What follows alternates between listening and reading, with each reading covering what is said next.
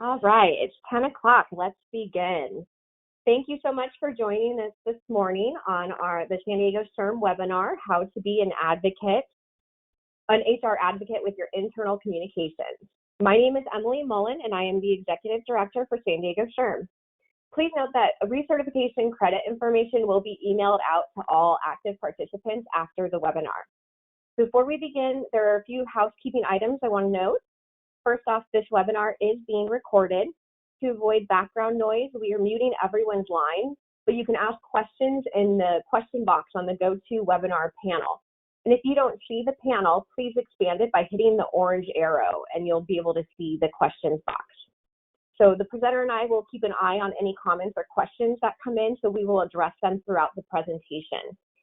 As you know, technical issues may arise, so if for whatever reason audio is lost, please let us know in the question box immediately. It's rare, but if it happens, it's usually just for a few moments.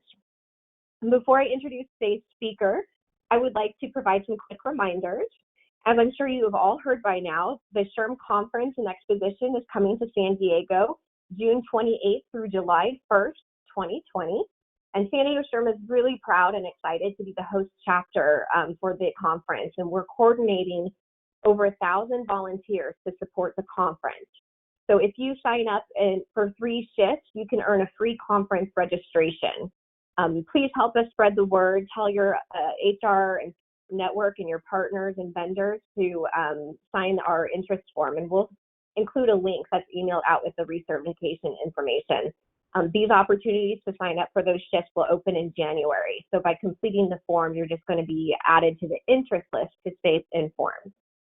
I'd like to note our upcoming events real quick. On January 15th, we're having a breakfast program, Better Compensation Practices for Today's Workforce at the American Red Cross. And on February 12th, we're going to have another breakfast program, which is a joint event with the Association of Corporate Counsel. The topic is Politics, People, and Passions, Managing Political Speech and Conflict Inside and Outside the Corporate Workplace at Mint.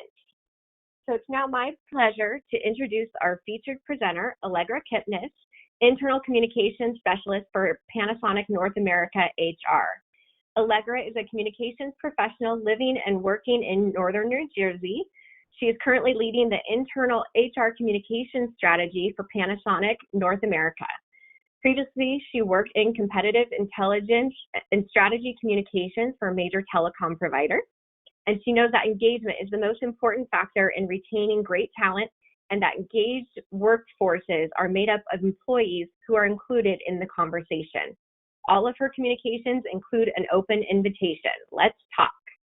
In 2018, Allegra completed her MBA at Rutgers Business School, and she holds her BA from the University of British Columbia.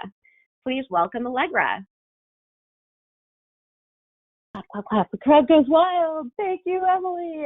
That was such a lovely introduction. I wish I were local to go to all your great events. They sound absolutely wonderful.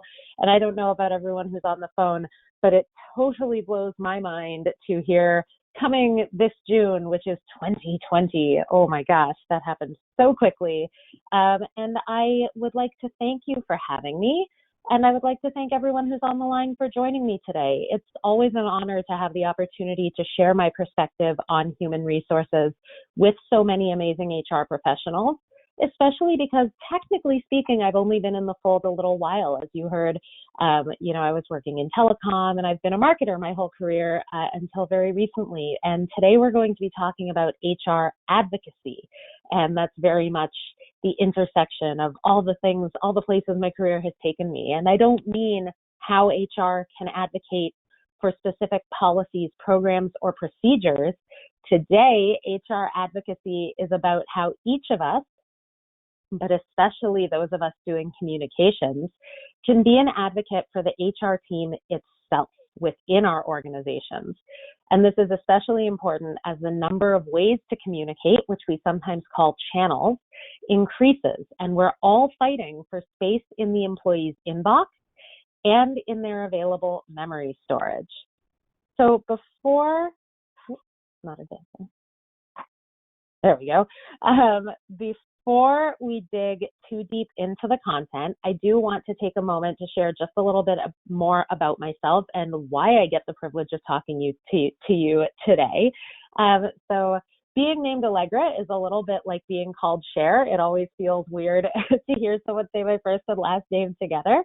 So if you want to reach out to me, my email address is right there on the screen for you. Please feel free. That open invitation, Let's Talk, also applies to each and every one of you. If you joined me for the last webinar I had the privilege of doing, this slide hasn't changed because I haven't changed that much. So for those of you who I'm e-meeting for the first time, here are the Cliff Notes. I am a San Diego girl, especially at heart, but I married a Jersey boy, and so I've been out here for a whole decade. The number one question that I get asked is, how do you stand the weather? And I was telling Emily before we got started, it is literally raining ice today, just ice. And since this is my 10th winter, I think I am definitely qualified to confirm. It doesn't really get easier. You just get better at appreciating the perks, like extra remote days if the roads are really bad, or how pretty it is when there's frost on things. But on days like today when it's raining ice, it's not as easy to appreciate.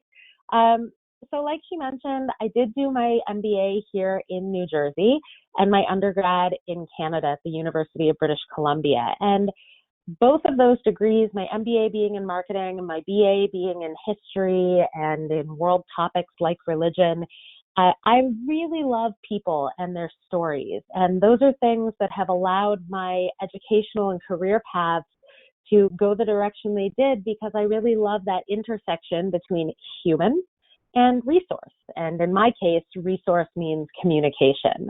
So other than being a San Diego expat, I'm really proud to share with you all that I'm now also a SHRM certified HR professional. That may seem pretty obvious for a SHRM webinar speaker, but it's an important change for me because I came into HR a few years ago as a marketer, or more accurately, I was hired into HR to be their marketer and to build out an internal communications structure, strategy, and voice for the HR organization at Panasonic in North America. This is separate from the idea of marketing communications and structure that a marketing team typically does, which looks outward at the customer experience. For me, it's about treating our employees like our customer. And we didn't have at the time a marketing internal comms team. Now we do, and they're growing, and I work very closely with them, and it's wonderful to see how we're able to make HR part of a cohesive and truly engaging overall employee experience. At many companies, internal comms is still purely a marketing function, but that doesn't mean that other teams don't need to communicate or are not communicating. So the more that our HR teams and more HR teams are learning how valuable it is to merge these two functional areas, and HR's role in employee life is always growing. So I'm very fortunate that my company has gone in this direction, and I've developed this webinar for you to share my own excitement and some of the best practices that I've learned along the way with you, and hopefully make your internal communicating just that little bit easier.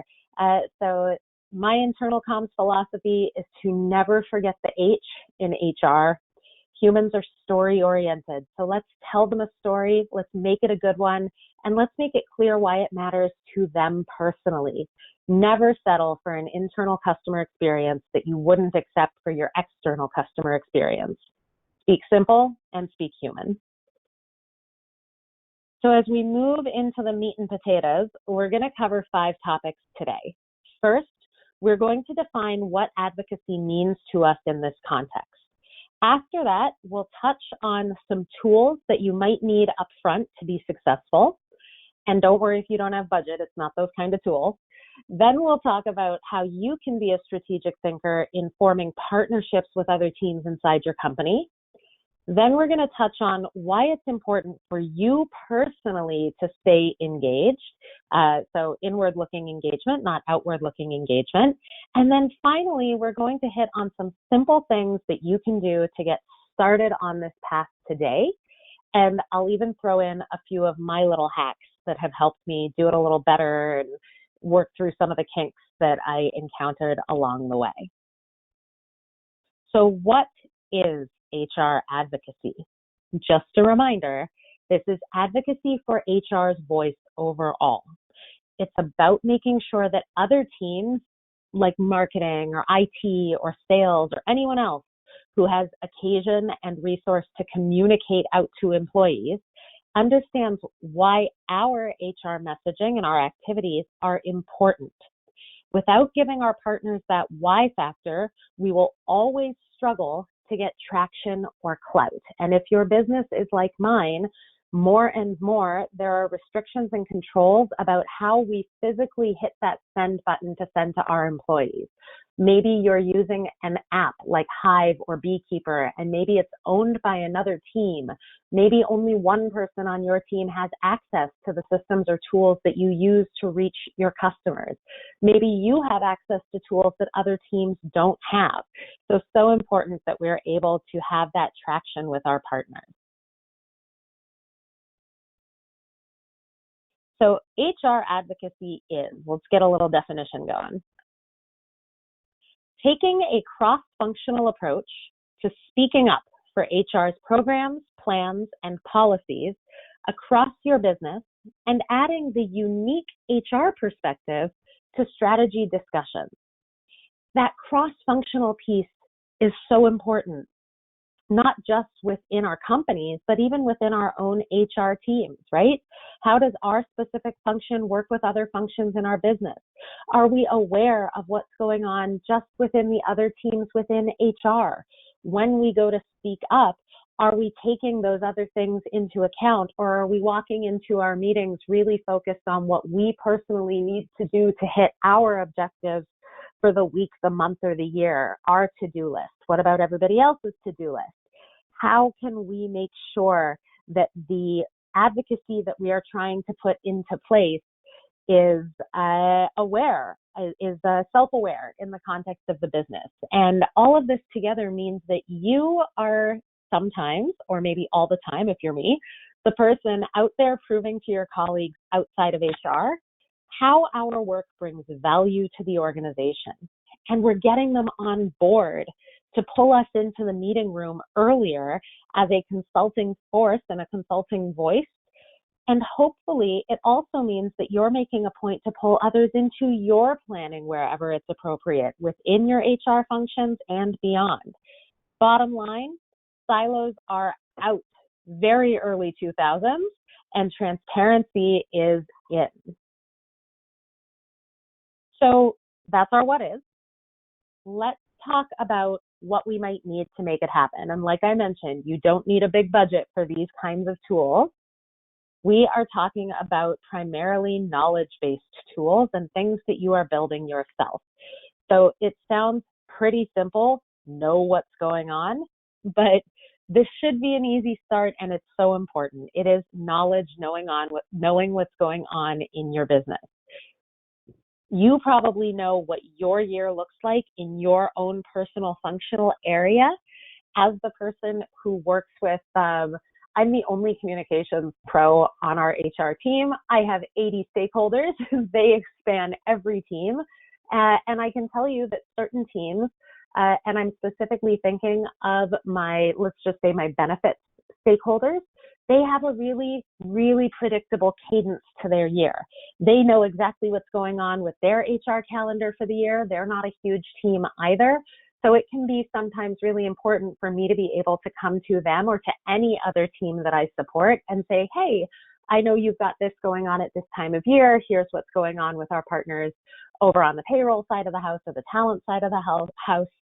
So that comprehensive HR calendar that I'm managing for my own purposes is also really helpful in connecting folks from around our team.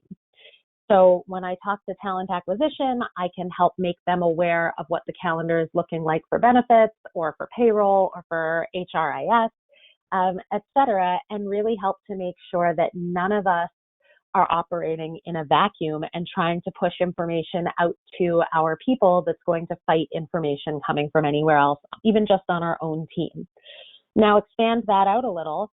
Once you've compiled an HR year outlook, it's amazing to see how easy it is to fall into the habit of only keeping an eye on what's going on with our own stuff because it's so important to us.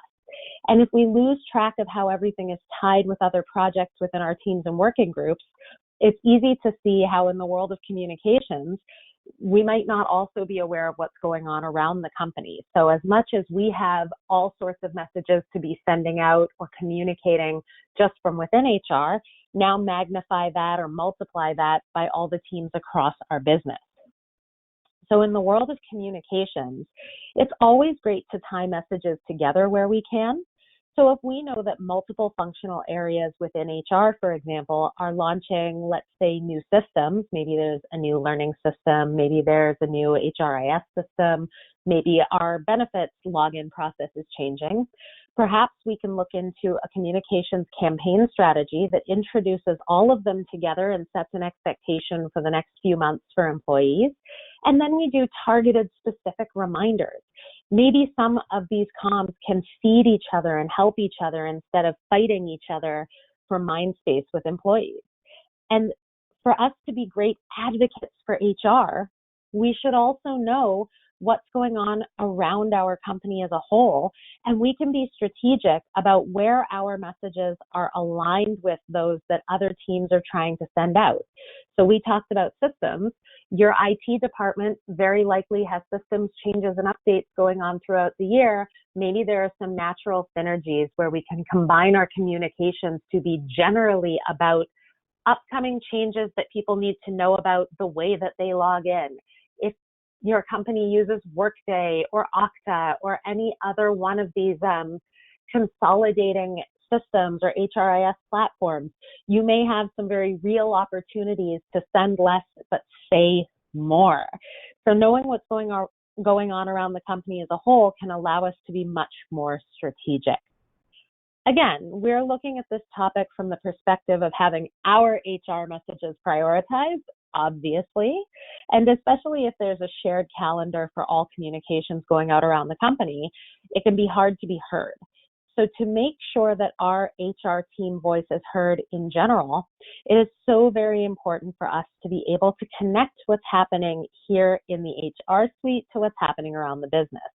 When we do that well, we demonstrate our engagement with the rest of the company, and we help our partners to see where our timing can tie with theirs, and together we can create better, more powerful messages. It can also be very, very helpful to map out something called a story arc. This can be for a single recurring communication, think newsletters, or it can be for the combined story of your department or your company. Either way, the point is to create a communications flow that tells a story and links different things together, making it really easy for a reader to connect one issue or one topic to the next one, and making them more invested and more interested in our content because they know what came before and they want to know what came next. Just for a little bit of color, when you watch a movie or a TV show, let's say a movie that's really, really engaging and you weren't bored and you weren't thinking about checking your text messages, it probably had a really strong story arc. And under that big, imagine a rainbow, under that big story arc rainbow, all the characters had nice, strong story arcs. And some of them were shorter and they came up and they resolved. And some of them were longer and it took the whole movie to learn everything we needed to know about that character. You can sort of do that same thing with your communications, and I'm going to give you a very simple example. This is an example of my Q1 story arc for the Total Rewards newsletter that I send out to all of our full-time salaried employees. Yes, this is very simple. Yes, it is 2 columns and a header in Excel. That's okay. All I need this to do for me is show my leaders how I'm planning to take our employees through the next 3 months of content and pull them in.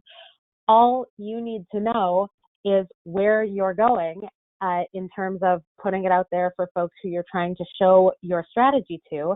The more detailed one for yourself that will help you write is nobody's business. That can be your stream of consciousness, your thoughts, as messy as you need it to be.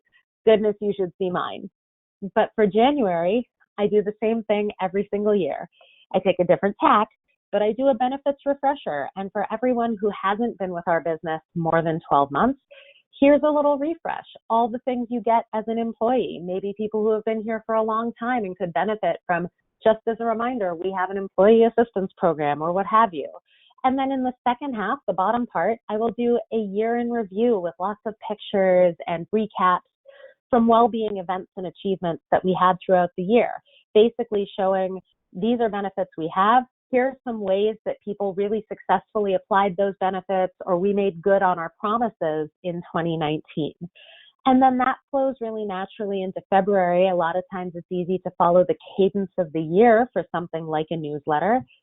Loving Yourself this year is going to be about how those benefits we told you about in January can be applied in a really self-care sort of a way. And in this instance, I'm going to be working with my talent, learning, and organizational development folks to pick some career and learning opportunities that can make self-care about boosting yourself into, I almost said 2019, in 2020. And then in March, we're going to switch gears a little bit into spring cleaning, right? And we'll always reference what we did the month before, but this is going to be about cleaning up your work life. And maybe we'll link back to February by putting in an ebook or an online course that can help. And then the second half is going to be, again, tied from loving yourself, but also in with that idea of making your work life a little bit tighter with our flexible working arrangements. Maybe this is a great time for people as we head into that spring, summer time to think about another work remote day, or adding one if they don't already have one, or working on flexible scheduling if they need to come in earlier and leave earlier for childcare purposes. But the story is clear throughout. The first quarter of 2020 is all about what the benefits that we offer across the board can do for you as a human. It's this very human angle, and then we'll see where the summer takes us from there. But this gives me something to show whether I am working with my marketing partners to try and make sure that they know why it's so important to give me every single month a standalone communication that I don't have to share. And it makes it easy for my team leaders in all of our HR functional areas to see how their content is included or could be included. Next, very, very important, having a priority structure. Once you have your comprehensive HR calendar built and you know what story you would like to tell, in a perfect world where you get to send all the messages you want, it's a good time to figure out a priority order, because we do not live in a perfect world and we can't just send all the messages we want.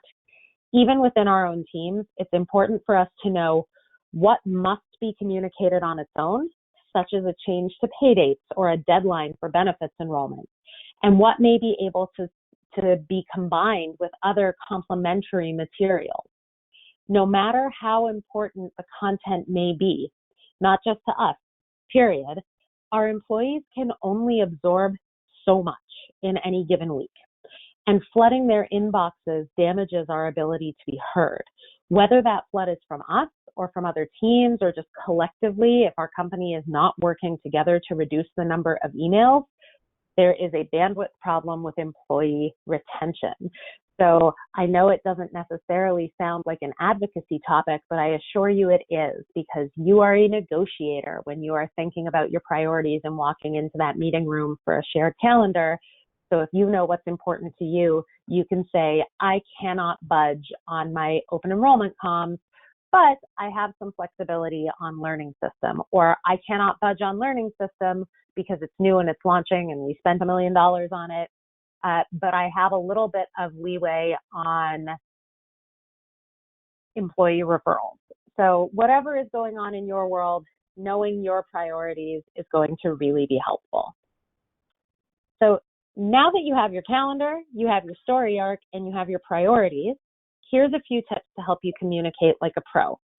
Basically, some simple tricks that can help you boost open rates, read rates, and click-through rates by appealing to human nature. Because when you go in to be that advocate for HR, if you can say, and I can do this because I have, again, a super simple Excel sheet, if you can say, did you know that my rewards newsletters outperform the IT department's spam prevention newsletters every single month? I'm more likely to get priority. And I may also be able to add value to my IT department by saying, here's some things that I'm doing that give me readability. Maybe we can work together to help make both of our communications more successful. Allegra, we have a question. Can we see a copy of the Total Rewards newsletter for this year or previous year? Can you see a copy? Absolutely, you can. Let me make a note, and I will pull one up. If it's okay, make a note would require a pen. Who has a pen anymore? It's almost 2020. Absolutely. And I can follow up with pull you. one up. Oh, go ahead. I was going to say I can pull one up towards the end. Once we're done with the slides, I'll just have you take my screen away, and then I'll pull it up and we'll bring it back. Okay. Okay, so we'll do that at the end. And just for good measure, I will show you one of our HQ newsletters too. HQ News is a great example. We have a communication that goes out. Like I said, the Total Rewards News hits all my benefits folks, not benefits folks, folks who are receiving our benefits.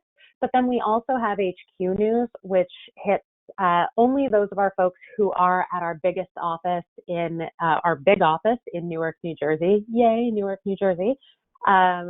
And that one is the shining example of all of our teams working together to include content in one place. That thing has off the charts readership. People love it. So I'm going to show you both. So there you go. Yes, thank you. I'm really thrilled that you want to see it. Yay. So I did promise you those basics. If you are already a communications pro, feel free to just Google Baby Yoda memes for a minute. But for many HR professionals, marketing communications are sort of fuzzy territory, and I hope that these will be helpful. Like I said before, I found my way into HR after spending the first 10 years of my career in communications and marketing. I love Marcom, but I really love message craft. And the biggest and most common mistake I see people make in writing email is trying to cram too much information into a single message.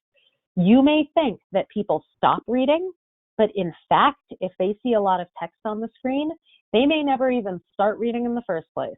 This slide is kind of borderline, but you get to take it home and print it and use it again, so I went for it. But just like you figured out your priorities for topics, you have to figure out your priorities for inclusion. What are your must includes in your email? I find legal often has some thoughts about this. And for the rest, what can you do using bullets or a link to a PDF or even that good old fashioned contact us to learn more phrase? This is a good time to practice your skills at writing a good hook. You may have also heard this called clickbait. I love clickbait. Don't lie. If you are going to say your benefits are changing, make sure that you include something about benefits that are changing and don't go off and talk about something else. But clickbait works for a reason. And there's nothing wrong with saying you have new benefits waiting. Click here to learn more instead of your new benefits are here and they are ABC, 1, 2, 3, do, re, mi, et cetera, et cetera, et cetera. Nothing wrong with that. And never forget, your audience wants to know what's in it for them. If you don't have a with them, they do not care. They just don't care. And when you go to advocate for why this communication should get top billing when you're talking to your partners, if you can't show the 6 people in that room why they should want to see this communication, they may have a difficult time understanding why they should send it to the whole company. So if you're going to be offering up something really exciting, like you're adding an extra day off to your paid holidays, don't bury that halfway down your comm. Don't worry about a big preamble. If you're I got in a little bit of hot water earlier this week because I said to someone higher on the totem pole than me, if your communication starts with, this year, you and your team, blah, blah, blah, blah, blah, I already hate it and I don't want to send it. Yikes. But it's true. That big preamble buries the lead. Cut to the chase. If what you want to tell your people is together, your hard work saved the company $1 million this year, lead with that. And then your second paragraph can be that nice, warm, fuzzy thing that you want to share. The order matters. Don't bury the lead. It's going to help you prove the value of your communication. And your subject line is a major opportunity, but can also be a major pitfall, and it can cost you your reader. That subject line needs to either be very intriguing, clickbaity, or it needs to be very clear. You can go with something like important pay details, which is pretty clear, or you can go with something like, what about your pay? Which both of these should get readers wondering, what the heck is going on with my pay? Is it changing? And reading on to find out. This is top of mind for me because I helped run a change management initiative, moving our folks from one pay structure to another this year. And even though it was overwhelmingly positive, we had a fiduciary responsibility to make sure that people had all the information they needed. So I did a lot of advocating for standalone comms. So finally, my last tip before I get to that book recommendation, people love seeing themselves in print, even digital print. They love human interest stories about their colleagues and fellow employees, and they're really visual. So remember that emojis are a big trend for a reason. And while I am not recommending that you start writing in hieroglyphics by actually using emojis, you can apply the principle of including visual images and content in every email by doing something like a nice consistent header graphic or a series of header graphics for different types of content, or using embedded images, something that's pretty to look at, or include pictures of people mentioned in your pieces or doing things. I think this is pretty common sense, and a lot of us do it naturally or natively, but doing it intentionally can go a long way to creating a more meaningful reader experience. And then you'll see I have actions looking like a hyperlink. Don't worry, it just goes to google.com, but I bet it makes you feel like you should click it. You can improve engagement with information by providing an action option like a hyperlink. Now, this does a number of things. It not only keeps your reader dialed in, it can also drive traffic to your internal sites, your blog. If you are using social media, for example, our talent acquisition team uses this hashtag Life at Panasonic that is really nice. This can be a way to drive traffic to that. If you're using a PDF to communicate additional information, that hyperlink tells people where it is. Most importantly, when you embed hyperlinks, you give yourself an opportunity to collect better readership data. If your link is in the bottom of your email or towards the bottom, you will know if nobody read that far because no one will have clicked the link. If the link was right at the top and nobody clicked it, you know that no one cared. Let's flip that on its head and be positive. If your link is towards the bottom and you had huge engagement, you drove 10% of your readership, by the way, 10% is solid. If you drive 10% of people through and they're clicking that link, even though it's down at the bottom, you go ahead, raise your right hand, pull it over your left shoulder, and pat yourself on the back because you did a great job with that email. And you can start thinking about what worked and what didn't. Even better, when you go to advocate for your next communication, hey, we know people really respond to this topic and we know that because, etc. So there is so much more, and so much of it really is this simple and this easy. If you're interested in a quick read on this topic, hashtag not sponsored, and you're ready to make your messages more engaging and easier to understand, my number one favorite book on marketing tips and tricks for messaging is Make It Stick by Chip and Dan Heath. You'll find lots of fun real-world examples. My personal favorite, you will learn how the phrase "don't mess with Texas" came to be completely embedded in our collective cultural mind, and how it got slapped onto everything from keychains to drinking tumblers. You will be pretty surprised at the origin if you have never read it.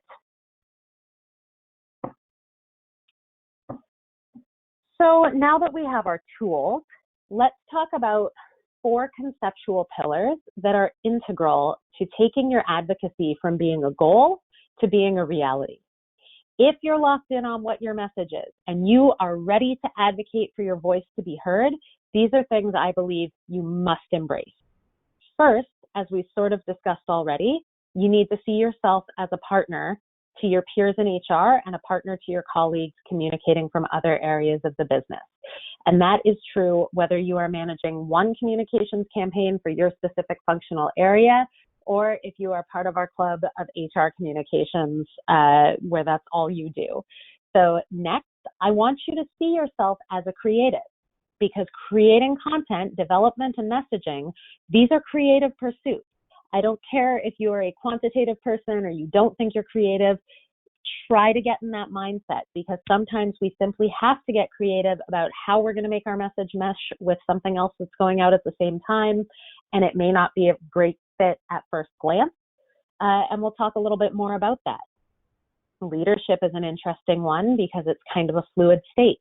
For me, this is about recognizing that when you're working in partnership with other parts of the business and you are the HR advocate, you're essentially filling a leadership role in those meetings because you're speaking on behalf of your team. And with all of those things considered together, it is not surprising that flexibility makes this list. So we are going to grab just a little bit more detail on each of these. So starting with partnership, building partnership is hopefully in our natural wheelhouse as HR. We are always working with others in our functional areas, others from around the business, so hopefully this comes easy. In the world of messaging and communicating, partnership means making the effort to identify the strategic points of contact who you may need to get on your side. Maybe that's a really old school head of finance who believes that every single corporate card update should be a red alert, standalone email, or maybe you're working with the polar opposite. Maybe you've got someone really easygoing from your procurement team who just sends stuff out from his or her personal email box whenever they feel like it. Or maybe it's your partners in marketing. Whoever it is that you need to build a stronger relationship with, you can start today to help make that path easier for you to get your voice heard. And as you get to know your partners, it's always a great idea to keep in mind ways that the partnership will be mutually beneficial. Just like you are looking to boost your own readership, maybe some folks need help in other areas, like reducing the workload that writing communications puts onto their small team, or maybe it's something unique to your business that you're able to provide benefit to them just as you're asking for them to provide benefit to you. And sometimes mutual benefit is as simple as, instead of me taking a standalone communication, I'm going to invite you to be part of it. By being a great partner and thinking always about that mutual win, you're proving your engagement as a teammate. And therefore, you are representing and demonstrating HR's engagement as a whole team that plays well and genuinely wants to help.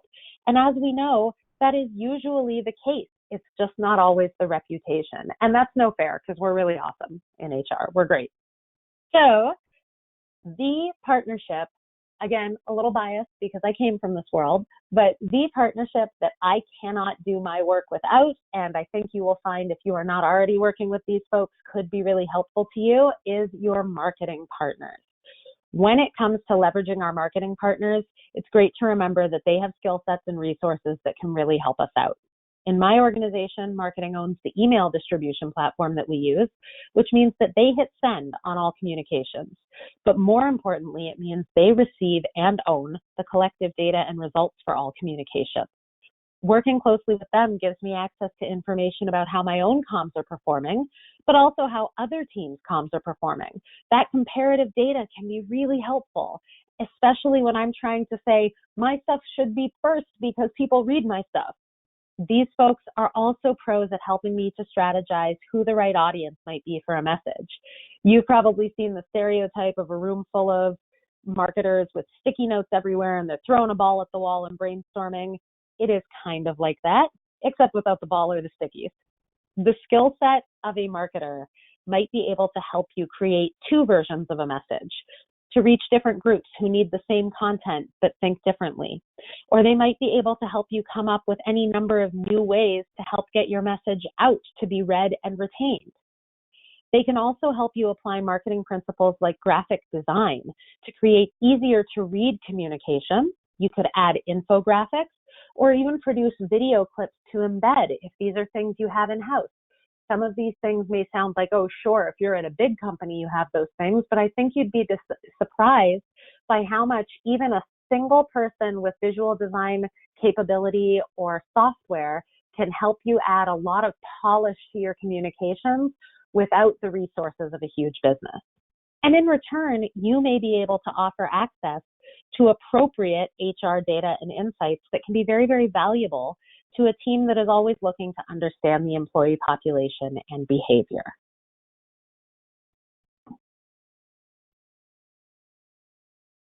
So creativity. Coming across as helpful should hopefully be very on brand for us as HR. But when it comes to our messaging and communications, we can benefit by getting creative and figuring out how to go beyond our support role. Start by keeping up with the trends in the communication world. If you can build in a few trendy communication elements very sparingly, like a meme or an emoji or some sort of cultural phenomenon, this kind of creativity can be a lot of fun for you as the message writer and will hopefully resonate with your readers. But another more strategic way to get creative is in how you're putting your message together with other messages from around the business. By this point, you must be like, geez, yes, you said that already. I'm going to say it again and probably a few more times, because that is the most important thing that I have learned, is combining where we can. So can you get in on the action going on around the business by building in what's going on with you? Or even you might have to make a little bit of a reach to connect those topics. I can't tell you what the connections are going to be for you and for your business. Every one of our companies is different, but there are so many directions you can go. And this idea of sharing falls under many of our umbrellas. But don't forget that creativity can also apply to how your message goes out. Start racking your brains for what you can do to get past email. If email is too crowded, can you do a desk drop? Do you have the kind of company where everyone's in one location or two locations? Can you take something by everybody's desk?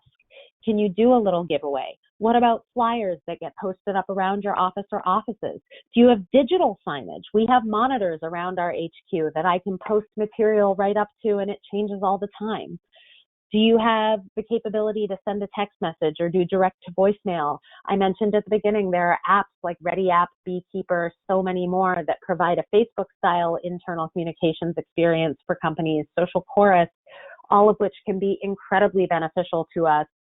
What can you do to get creative? Something that I think fondly of was a World Cup activation that we did a number of years ago when I worked for Ethem, a really big telecom company, Big Red. I name no names, where we sent FedEx packages to every store in the New York area with little plastic referee whistles and some soccer stuff and things that they could put up in the back of their stores to drive engagement. It wasn't that hard to put the boxes together. It wasn't that hard to ship them out. And it had a really big punch and reminded people about some co-promoting that we were doing at that time. Can you do something like that? Can you send a care package to your HR partners if you have multiple offices, or identify someone who would help you out with this? Would a table day be beneficial? There's so many directions to go. A lot of them are really fun, and it's a great way to get creative. The leadership component. I mentioned in the beginning of this section that you're a leader when you're in that meeting room speaking for the team. If you're already a leader, this isn't going to feel like a reach for you. But if you're an individual contributor like me, this can be intimidating, or it can be a little bit of a mental shift. Don't be afraid to speak up or advocate for what you need, whether that's more consideration, just period, right off the bat, or better priority for calendar space when you need it. It's important that you remember your value as a voice for the team, because as they say in Hamilton, you get to be in the room where it happens. While we're on the topic of being in the room where it happens, as much as we want to get everybody on board for what we need, we can also be a better partner by being prepared with our options for flexibility. If you've ever participated in a negotiation, you always walk in knowing this is the most I'm willing to pay or the least I'm willing to take.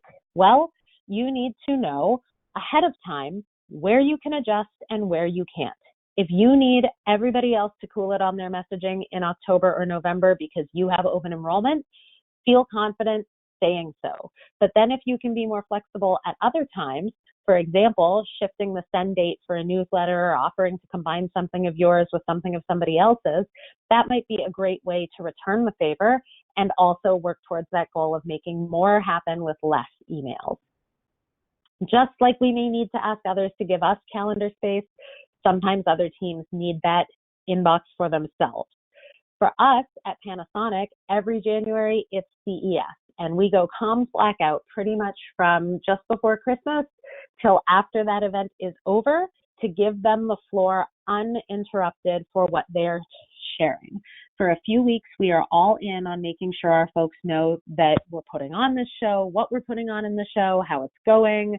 The marketing team is on the ground working hard to produce real-time picture and video content, and they're working so hard. So during this time, we all try to be as flexible as possible and use alternative channels where we can, whether that's flyers, intranet pieces, tabling, or even better, if I can, I simply try to push off what I can push off by a couple of weeks to be respectful of their needs and give them the floor. And then one underappreciated element of communicating that can also require you to be flexible is who the sender on your email is or should be. If another team is sending something from a senior leader, I might choose to send my next communication from employee services, even if I might have preferred to send it from the CHRO, because I don't want people to think that our senior leaders just send stuff out all the time, and I don't want it to become soup for the employees or not carry weight anymore. Or maybe I can use an individual's mailbox if I'm sending something to a really targeted audience. Without going into the weeds too much, I'll just leave it as a reminder that your send from choice can be just as powerful as the subject line that you choose. So moving out of our pillars, our conceptual pillars, we will move into this engagement idea. And this is sort of the last big thought that I want to leave you with. We are so used to hearing engagement, meaning how our employees are connecting with us and our program. But I want to challenge you to think of this as your personal engagement experience and your personal engagement imperative. I challenge you to keep in mind how engaged you really are with your colleagues and teammates in forming your advocacy strategy and plan. For our purposes, let's define engagement for advocacy as different than employee engagement. It's our internal activity and communication between our own HR groups, our partners, and our resources. And it depends on our ability to effectively share our priorities. This means that our engagement is personal. It's about each one of us and how we behave and what we do. If employee engagement is about things like clicks and showing up to events and programs, this is about our willingness to show up as partners to the teams we need to work with us and listen to us. Are we engaged with what we do in our functional area, or have you fallen into a rut, routine, habitual way of getting your message out? Are we engaged with our HR team as a whole, or have we maybe forgotten our friends and HR fam on other teams who are also working hard for our employees every day? Do we know what's new with our own team? Are we engaged with our partners? Do we even know them? If you were asked today to get together with someone from another team, any team, let us say facilities, would you know who to call? What if your go-to person is on vacation? Are we engaged with our resources? Do you know what channels of communication are even available to you, or who owns them? Who posts to your internet? Who physically hits post? Who updates your digital signage or your employee application? Your level of engagement is the direct connector to your effectiveness as an advocate. And I know it sounds like a lot, but it is all interconnected, and you can do it. So I did promise you a few things that you can do to get started today. Just give me 1 second as I have technical difficulties on my end. Here we go. Okay. So this is going to sound a little bit similar to our having the right tools section, but bear with me because we are just going to distill it down to what you could do in a day. Start with you and your team to make a plan. Identify the right people to collaborate with. Understand your own needs. Figure out what you're bringing to the table as a benefit to others. And then put your confident pants on because it's time to get ready to speak up when the opportunity arrives. If time is money, I will ask you to consider only what you can afford. Can you can you organize an entire advocacy brainstorming day? Do you have that kind of time? What about just a morning session? Perhaps all you can do is take a day to think about it on your own. Maybe you only have an hour. Personally, I recommend that you block out a couple of hours to sit down and map it all out.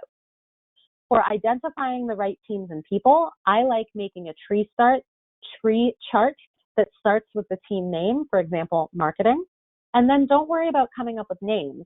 Just think about functions at first, like great writing partner or graphic designer, and then you can start figuring out who that actual contact is.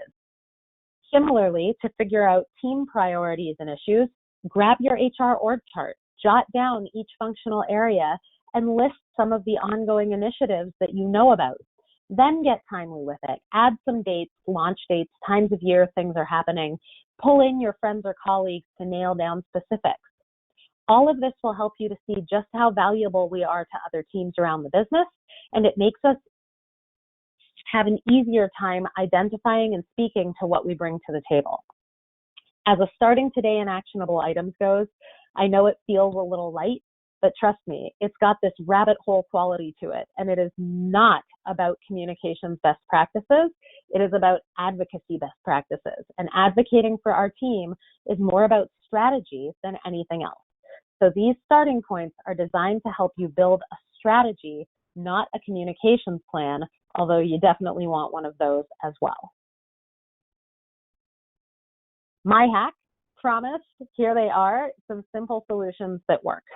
I keep a 6 to 12 month story arc. I did not forget about that TR News or HQ News. For recurring comms, 6 to 12 months, great for newsletters, change management campaigns. And then also if you have workflow tools at your disposal, I use Smartsheets. It gives me both a card view of different projects that I'm working on and shared calendar access. Helps me manage my open items and see how comms are connected to each other, and to the org-wide calendar that my marketing partners and I are maintaining as a team. Not expensive. I think I paid $170 for the entire year. And using that org-wide calendar helps me to avoid duplicating what other people are working on or saying, helps us all to avoid inbox overload, and squabbles over who gets priority, because I can really see how easy it is for me to move a date around. And finally, I keep a super simple Excel sheet to track the performance of my communications and those sent out by others to see how we're doing, double down on stuff that got good results, and reevaluate what didn't quite hit. And that, as they say, is that. And we are into the Q&A portion of this show. So before I start pulling up any documents, are there any questions out there? I don't see any so far, but if you do have questions, please go ahead and type them in the question box. We'll go ahead.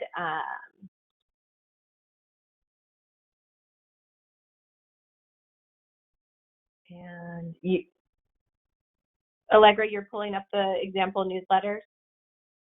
Yes. Do you want to just kill my screen for a second? Yes. Okay. All right. So I'm going to remind everyone to sign up for our SHRM 2020 Conference and Exposition volunteer form. So we'll just go ahead on our website. The drop-down menu volunteer is the very first option if you're interested in signing up to volunteer at the SHRM 2020 conference. And go ahead and just hit this join the volunteer interest list, and that's where you can go ahead, complete that form, and you'll stay informed of the volunteer opportunities when they open in January.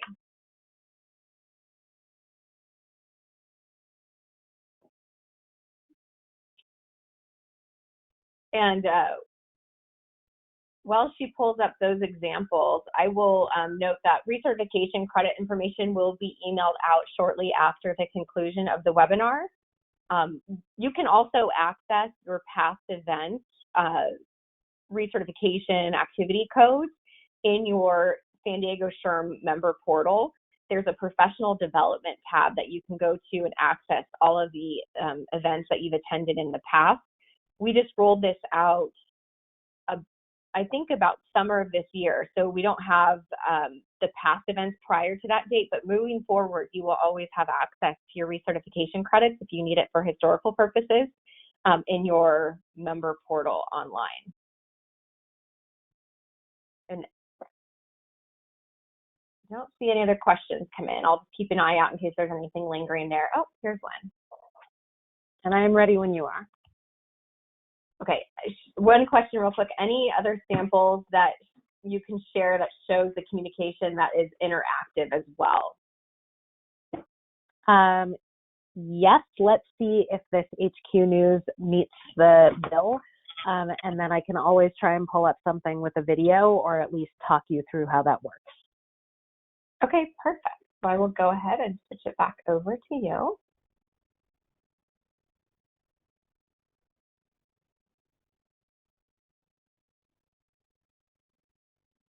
All right, let me know when you see it. We got it. All right, so this is our HQ News. It is literally hot off the presses, went this morning. And like I mentioned, this is sort of the shining example of everyone working together.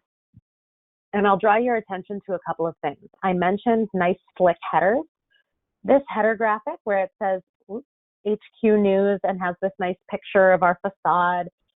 This header graphic goes on everything that hits our Newark population. And we have different headers that go on other communications that are consistent. But always you get this nice Panasonic banner at the top, a nice clean image, and we use like a very consistent look and feel. In this issue, these are all live links that can jump you down to the bottom of the communication, or you can scroll straight down the regular way. This is not even including, and then we have another jump to that you can do for exit. Well, I don't want to take us away, but we have other hot links that are always here for you. So like if you need the HQ News section or the in the community section and you don't see what you want up here. So we have lots of places people can click. In the past, prior to this communication, our folks in Newark would have probably received a separate email for the nurse's office closure for sure. They would have received a separate email from procurement about the vendor fair. They would probably never have heard about our change makers. And the holiday pantry decorating, which was announced at our holiday party on Thursday, probably would not have gotten a follow-up. So we're able to include things people really like and also reduce the volume of communications considerably. And then there are things that they know they can always expect every 2 weeks, like volunteer opportunities. Every single 2 weeks, we let them know what's going on with those. So as you scroll down, you'll see a lot of these principles applied, right? We have a little blurb about the holiday pantry, bullets that make it easy to see the called out points, nice bright images, 2 of them. Just for reference, we do a holiday decorating contest where each floor takes a theme. This year it was contribution to society, and puts up rather an impressive, immersive display. Gets people really, really excited. So we like to share that as much as we possibly can. And the 10th floor actually did not have the most staggeringly beautiful display, but they just did so much for the community within it, and it was really good. I think that's what captured people's imaginations. And then we have our change makers, right? So these are folks who submitted ideas that helped our business streamline and save money in 2019. So each of them has a nice big picture and their name, and then you can click to learn more about what they actually did and jump to our intranet. Right here, we have something that is actually HR content. We have a change to how we're providing health services on site, and there's those nice embedded links. These are interactive. You can actually go find your local Quest Labs or LabCorp. You can email our employee services team. If there was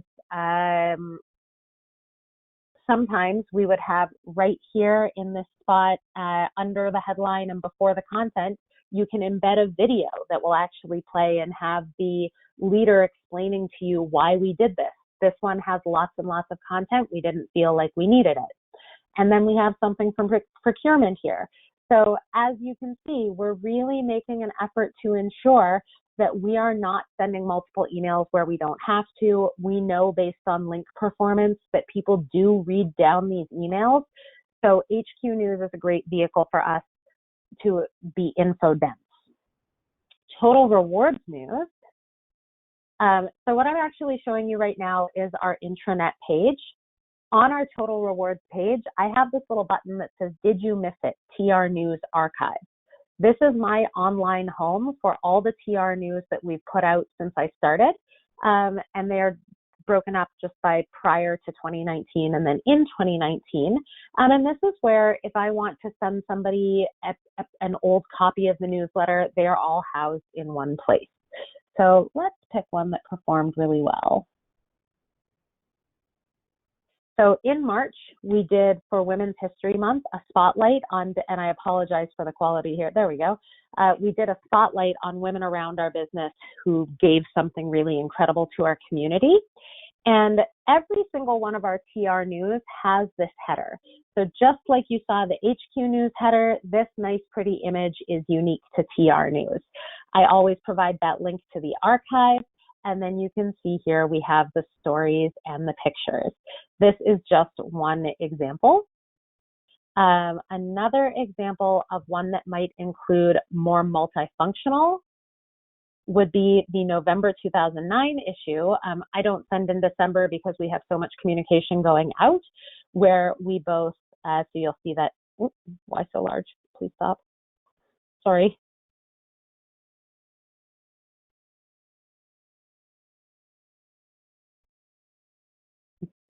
I love my computer. My computer doesn't always love me. But you can see how we use that nice header always at the top. Please don't zoom so far. And then we talk about our employee opinion survey being now open. We made this one very much about the employee voice, that you can use your voice on social media by using JobVite to send out job bites to your network.